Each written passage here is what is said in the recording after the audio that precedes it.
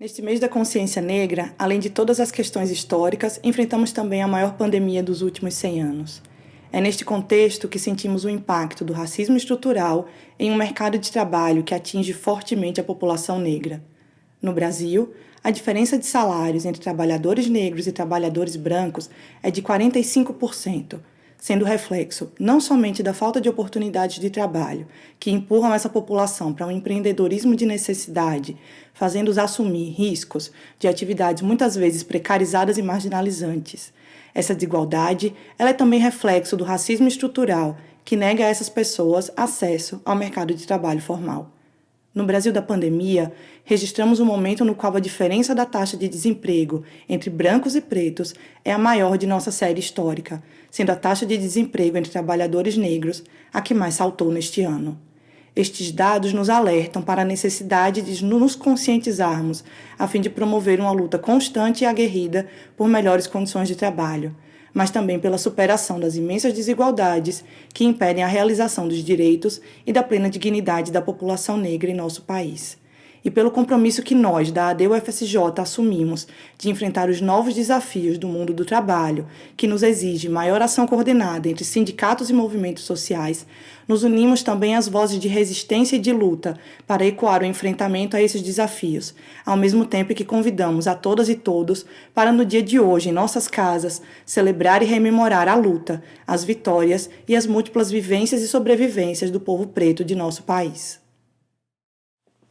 Todos nós sabemos que, com a escravidão dos primeiros africanos, e aqui no Brasil teve uma repercussão enorme na questão da organização social. Vejam vocês, inclusive agora mesmo foi publicada uma pesquisa sobre o DNA dos brasileiros, que confirma 70% dos brancos brasileiros são miscigenados. Miscigenados, ora com 36% de sangue africano através das mulheres, ora 34% de sangue dos indígenas através das mulheres indígenas. Esse DNA está aqui publicado, o que implica dizendo que a maioria dos brasileiros são miscigenados. A formação do negro brasileiro, a partir dos primeiros africanos aqui, implicou bastante na compreensão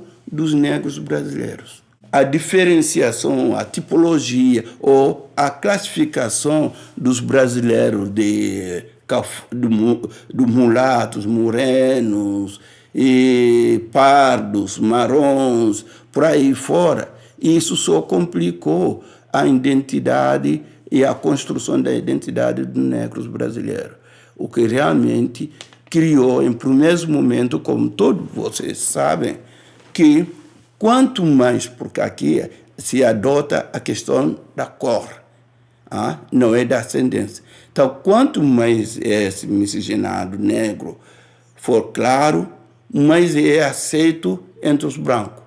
Quanto menos não é aceito entre os brancos, o que fez com que houvesse, durante algum tempo, uma diferenciação entre os negros brasileiros. Os mais claros não se reconheciam, durante muito tempo, como negros, já que podem oficialmente se declarar como brancas ou brancos, e assim serão registrados, e assim o IBGE os registra.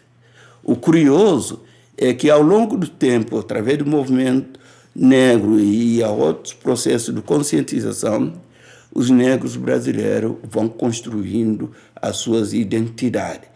E construindo essa identidade, hoje, aqueles que não se reconheciam como negro, ao longo desse ano 2000, começaram a se identificar, quer por contribuição das escolas, quer por contribuição dos movimentos sociais, em particular o movimento negro brasileiro, e que todo esse movimento teve impacto sobre a estrutura política brasileira e que hoje inverteu índice do IBGE. Os negros saíram de 47%, 48% para serem hoje 53% da população brasileira. E essa inversão merece muita atenção e uma discussão, porque não aconteceu de um dia para o outro, e não é que alguns negros acordaram, é porque houve sim um movimento mais amplo ao nível da educação, ao nível cultural, que fez com que as jovens e os jovens descendentes dos negros e começaram a se reconhecer como tal e valorizar a sua identidade e promover a cultura negra no Brasil. Não é só por questão de cota, isso também conta, mas as políticas afirmativas só surgiram em função da pressão da sociedade e, sobretudo, da comunidade negra. Nenhum político acordou de um dia para o outro e falar que eu vou cuidar dos negros. Absolutamente. Foi necessária a força, a organização e a pressão das comunidades negras nos seus vários movimentos, tanto na religião quanto no movimento negro brasileiro. Chegou-se a esse momento do impacto. Aí sim que podemos, então, voltar a dizer que Zumbi contribuiu muito para a construção da identidade negra no Brasil. Obrigado.